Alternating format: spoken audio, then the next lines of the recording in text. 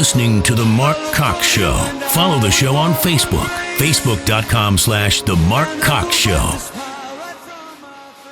So we play a little Asia, the super group there, because their guitarist died today. Is that correct? Let me get Jason Church's got his mouth full on the radio here. Go ahead. Num. Yeah, John Wetter, which was one of the founding members of the band, had passed away. He was also a member of the band King Crimson. Okay. Yeah, I didn't know that either. Yeah. Yeah, so he'd passed away, I forget what age. I think it's like 67 or something Remember like that. Asia, they were going to be the next super group. This was it. All these stars came together, going to be the next super group. Flopped like a Led Zeppelin, so to speak. Not really Led Zeppelin, but like a Led Zeppelin. You know what I'm saying. I remember. I'm confused. I'm sorry. Oh. What were you saying, Chris? I was saying I remember this song, but I didn't know this was Asia. Oh, you didn't know that was Asia? No. It only had like one or two hits. How could you not know that was Asia? Okay, even I just knew teasing. that. And I know nothing about music. But I'm black. Really, they only had they weren't just a one-hit wonder, but they didn't have very many hits for what was supposed to be a super group, and then they just kind of faded away. Are they like Ambrosia? Remember Ambrosia was supposed to be a super group in the 80s. Sort of like Chickenfoot. Oh, that's Sammy Hagar. Group? Yeah. I mean, all these Joe Satriani, all these great guitarists and people came together and they just didn't go. I don't think they had a hit. I mean, I went and saw them in concert because I like all of them individually. I'm in the KC95 studio. I always wanted to be. Yeah, right down the hall there. We're talking music. Absolutely, you bet. And just in case you wondered, Yes. This hour, Marc Cox rocks St. Louis. On KC95. Thank you very much. Not just everybody has one of those I see. drops. I just wanted to throw that out there. I'm impressed with that. Thank you. Thank you very much. Impressive. So I want to get to General Kelly because he's taken over at the Department of Homeland Security. There are a couple of lies that the left has put out about this executive order on the travel ban. One of those lies is he didn't consult with anybody. That's what Chucky Schumer's talking points have been this week. Why didn't they consult with anybody before they did this? Sally Yates was a profile in courage. Profile in courage. Maybe some of her courage, her insight, her wisdom would rub off on the people in the White House. Why didn't they ask her? He said, listen to this. Just listen to Chuck Schumer. Sally Yates was the acting attorney general. Why wasn't she consulted? Because she's a Democrat. Come on, Chuck. I mean, the grandstanding is one thing, but to ask a question so stupid just to get on the Senate floor and hear your own lips flap, why would you ask a question like that? Why would they go to basically a political appointee of the Obama administration and consult with them on a new policy? And what I read, the criticism that they got that no one knew all about this, and what they're saying is we didn't want to put this out too far in advance and give the terrorists notice when we're going to shut down everything. Let's. I want you to hear from Kelly. Hang on just a minute. This is the DHS secretary. We did know the EO was coming. We had people involved in the general drafting of it. Clearly, we knew it was coming. So they knew it was coming. And he wanted to be equally clear on what it is and what it's not. This is not, I repeat, not a ban on Muslims. The Homeland Security mission is to safeguard the American people, our homeland, our values, and religious liberty is one of our most fundamental and treasured values. Thank you, General Kelly. We appreciate that. You know, and I read the Wall Street Journal, which I believe is one of the best newspapers in the world, and, they lean conservative, even though they weren't Trump supporters.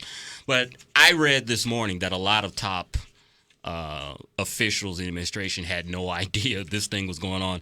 Kelly knew about it the day before, and there were other high officials in the administration that found out about this when they saw it on the news, that this was going on. So if it doesn't directly affect your department, like, for example, Rex Tillerson, one of the stories said Rex Tillerson had not been involved in these discussions.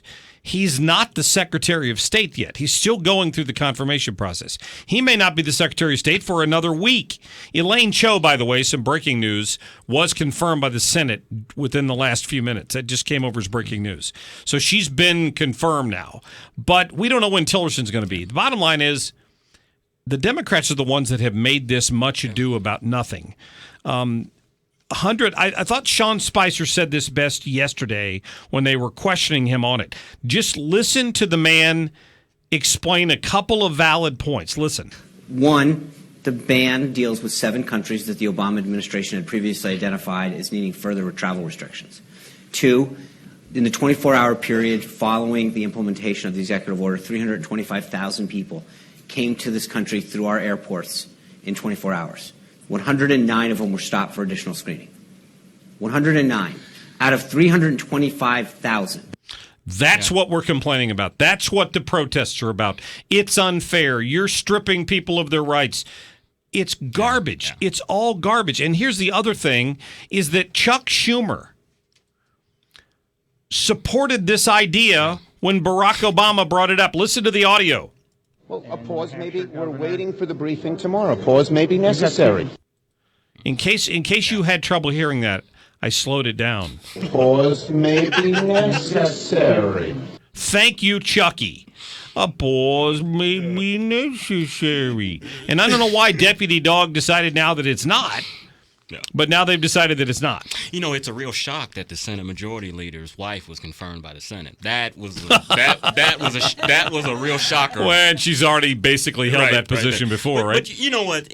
Look, ever since 9/11, every president since there's been 2 has said their top priority is the safety and welfare of the American people.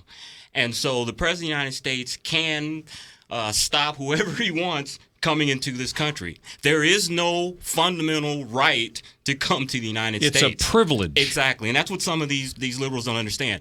But it was handled clumsily. I mean, you had people that had green cards, that were permanent residents, that went out of town on business trips, and they're coming back home to the United States, and all of a sudden, I don't think you're arrested. And I think when you listen to them and you read the wording of it, it was never intended to affect those people. They kind of got caught up in it, and then it all got straightened out. They should have clarified that, and just when they did the order, say, hey, people that have green cards and that are residents, they can come through. Don't detain them. Yeah. Don't let and then all of this wouldn't. You would still have the controversy, but. That's what adds a little fuel to the fires. You had legal people that have been here for years and couldn't come back. The controversy is because of people like Madeleine Albright. When is she just going to go away? Made up of various statements that don't make any sense. So I think it is one of the worst decisions. And then blaming a whole religion for this is truly outrageous and un-American. One of these dictators, when she was Secretary of State, I can't remember which one, thought she was hot. Seriously. I was like, seriously? You think Madeleine Albright is a good looking? Then it had to be some troll like Yasser Arafat or something like that. I think it was Libya's leader, Gaddafi. But one of those guys thought that she was hot. Really? Yeah, because apparently she has large breasts. So that was so. Yeah, I know. Don't you remember when Muammar Gaddafi came here to the United Nations one time a few years ago, and he set up a tent. They let him set up a tent somewhere because he had to bring his harem with him. Mm-hmm. He traveled with this harem of women. I guess I don't know if they were. I guess they were just his harem. But here's the interesting note: is that when he was coming to New York for that, because it was the United Nations thing, he was going to rent one of Donald Trump's houses to set up his tent, and it fell through. Oh, darn! Yeah, he was going to rent one of Donald. Well, maybe Trump's Donald homes. found out that everybody in the harem looked like Madeleine Albright, and he didn't want anything to do with it. That could do it. I'm guessing that could do it. I think that had a lot to do with it. Let me get to a couple of calls here real quick. Butch, you're on the air. Butch. Yes. I may be wrong, but I think one of the reasons why all these Dems are freaking out is Donald Trump's running the country like a business, which is what it should be. And they've been bleeding businesses dry for so long, just like the Democrats in Illinois were freaking out when Governor Rauner was elected. Right, a businessman, right. And, on one last note, I'll be more than happy to take about 4 truckloads of Preparation H up to Washington for the Democrats. That wouldn't be enough. Because they can either eat it or take it up the other end because both ends are interchangeable. They got crap coming out of both ends. All right, Butch, thank you very much. Have a good day. Yeah, you too. You and Orrin Hatch. Well, they are idiots. I'm just telling you. That's what Orrin said today. Orrin, who's probably one of the poster children for why we need term limits, said it was his most disappointing day in the Senate. Now, think about this. You and I are about the same age, Yes. Chris Arps. You're older. Listen, well, I am older, but listen, my wife tells me that all the time, too. Listen to this bite by Orrin Hatch today. You know, do we hate people so badly in this country because we differ with them that we can't even do our jobs? I think that's pretty pathetic. This is one of the most disappointing days in my 40 years in the United States Senate. Good Lord. 40. Wow. 40 years he's been there. So I was in 5th grade when he was in the Senate. That's a problem. Well, maybe Orrin's a Republican, but I just don't think you need to have people who are there that long. Cap it at 2 terms for Senate and then move on. Find somebody else. Well, remember his Senate colleague lost. Bennett lost his Senate seat, and he got nervous and became a Republican and started getting with the grassroots, and he won his reelection a couple years ago. So Orrin read the handwriting on the wall a couple years ago when his colleague lost. Yeah. Yes, he did.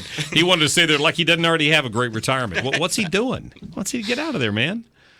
What's that? Gift pack. Oh, they want me to give away a Marc Cox Show gift pack. What caller should we pick, Chris Arps? You pick the number. 9. Caller number 9, 314-969-9797. You'll get a T-shirt and some other goodies from FM News Talk 97.1. That's awesome. We'll announce the winner when we come back. Also, Brad Bowman, who's a Democratic strategist who's going to be talking all those Democratic talking points. He's coming up right after the top of the hour. We'll see you then.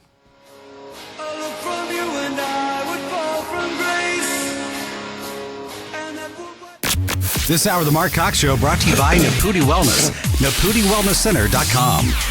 Families choose Parc Provence for quality assisted living with memory care.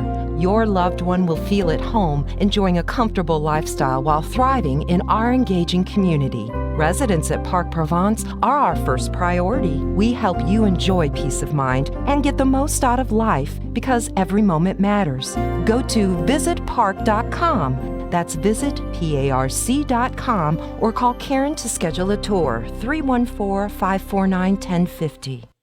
So you're looking for flooring, one place, where are you going to go? Michael's Flooring Outlet. They're endorsed by Angie's List. They've got 4 great locations around the area. What you're going to do is walk in and ask questions. If you're like me, you're shopping for flooring. It's not your main job, so you've got to be educated by people. That's one thing Michael's kind of prides his business on. Michael tells me he puts people in place who can educate you when you walk in the door, find out what you're looking for, show you your different options, and then guess what? They see the job through. They make sure that you're happy from the sale all the way through the installation because he wants you to come back the next time you need flooring. It's what sets him apart from other flooring companies in the area. So when you're shopping, be sure you go to the Florissant location, the Creve Coeur location, the Darden Prairie location, or the original store up in Old Town St. Peter's on Main Street. Go to their website to look at their inventory, michaelsflooringoutlet.com. We decided to make a few healthy changes that can make a big change in our lives. So we logged on to smallchangesforhealth.com.